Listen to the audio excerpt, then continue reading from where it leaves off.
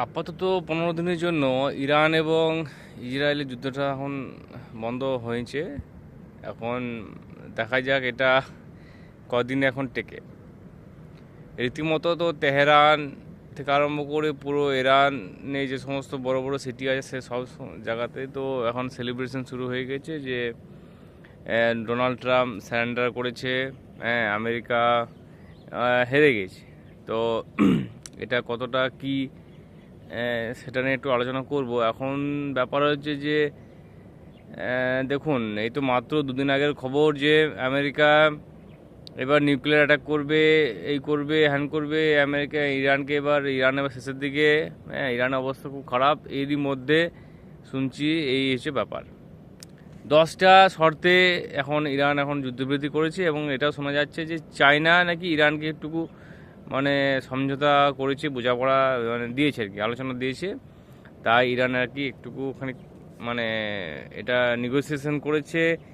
আমেরিকাও এখন বাপরে, আমেরিকা এখন বলতে চাইছে যে আমরা এখন মানে মিলেমিশে কাজ করব, এই করব, হ্যান করব, ত্যান করব। এখন ঘটনা হচ্ছে যে এই তো ট্রাম্পকে তো বিশ্বাস করা মুশকিল। ও কখন কি বলে, আবার কালকে দেখা গেল আবার যুদ্ধ করতে আরম্ভ করে দিয়েছে। তো ওনাকে বিশ্বাস করা যাবে না। এখন ইসরায়েল একটুকু বিভাগে পড়লো। ইসরায়েল একটুকু মানে এটাতে দুঃখই পাবে যে আমেরিকা বেশ ফ্রিতে ওর কাজটা করে দিচ্ছিল, সেটা আপাতত বন্ধ হলো।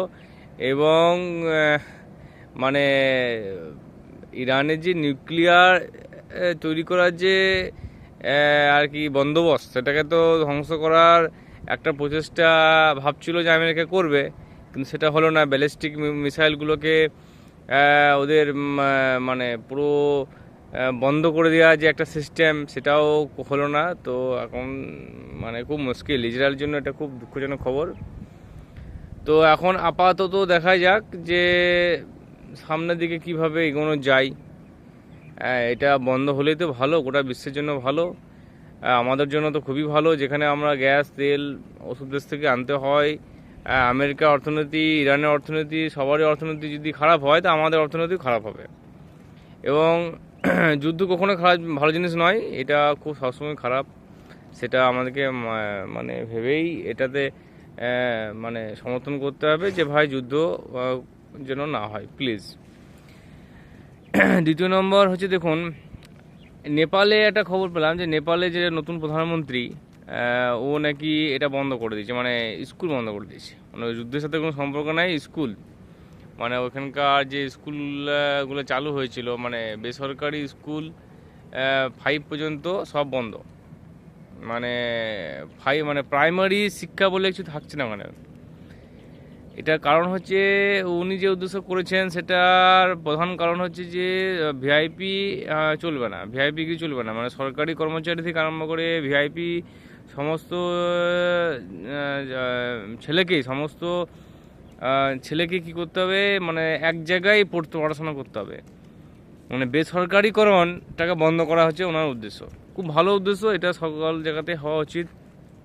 পশ্চিমবাংলাতে তো আমরা বেসরকারি স্কুলে এত বারবারন্ত দেখতে পাচ্ছি, তো আমাদের তো নিজেদেরই খুব টেনশন, ছেলেপেলেকে কী করে পড়াশোনা করাবো।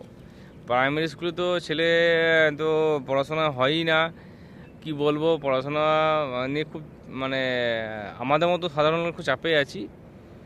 তো নেপাল থেকে যদি কিছুটা শিক্ষা ওটা মানে বিশ্ব পায় বা দেশ, ওখানকার প্রতিবেশী দেশ আমরা ইন্ডিয়া বলুন, পশ্চিমবাংলা বলুন, যদি কিছুটা শিক্ষা নিতে পারি তাহলে সেটাও একটা ভালো জিনিস। এখন নেপালের যে প্রধানমন্ত্রী, উনি চাইছেন যে এখানে ভিআইপি চলবে না, ওখানে এমনকি সবার সিকিউরিটি দেবে না, মানে যাদের সিকিউরিটি দরকার তাদেরকে সিকিউরিটি দেবেন। দেখা যাক কী হচ্ছে। তো উদ্যোগটা ভালো, খারাপ নয়, ঠিক আছে।